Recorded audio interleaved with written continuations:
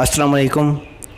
मैं हूं शाहिद पाकिस्तानी और आप सुन रहे हैं मेरा YouTube channel Shahid Pakistani TV.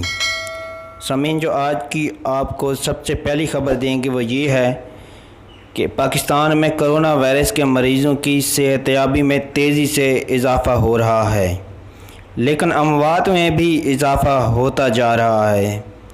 1,30,000 मरीज़ हो गए हैं। पिछले 24 घंटों में मज़ीद 90 मरीज़ दम तोड़ गए हैं। टोटल तादाद 4,700 हो गई है। और सामीन, एक और ख़बर दें आपको कि वज़ीर तालीम पंजाब ने तालीमी इदारे खोलने की ख़बरों की तरदीद कर दी है। उनका कहना है कि तालीमी इदारों को खोलने का हतमी फैसला विफाक ने करना है। पंजाब के वज़ीर तालीम मुराद रईस का कहना है कि तालीमी इदारे 15 अगस्त से खोले जाने के इम्कान के हवाले से चलने वाली ख़बरें झूठ हैं। उन्होंने वज़ाहती बयान जारी कर दिया है।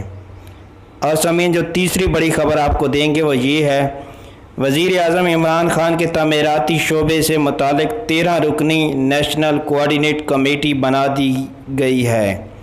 नेशनल कोआर्डिनेट कमेटी कम लागत वाले घरों से मुतालिक राब्ताकारी और सहूलतकारी सर अंजाम देगी। हुकूमती ज़राए के मुताबिक चेयरमैन नया Pakistan housing and development authority committee के कोआर्डिनेट होंगे, जबकि कमेटी में हाउसिंग, मनसूबा बंदी, ख़जाना, तवानाई, पेट्रोलियम और कानून व इंसाफ के वजारतों के अफसरान भी शामिल होंगे।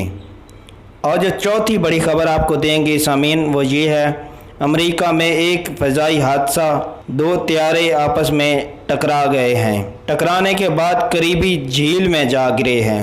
अभी तक ये मालूमात नहीं हो सकी कि हादसा कैसे पेश आया है।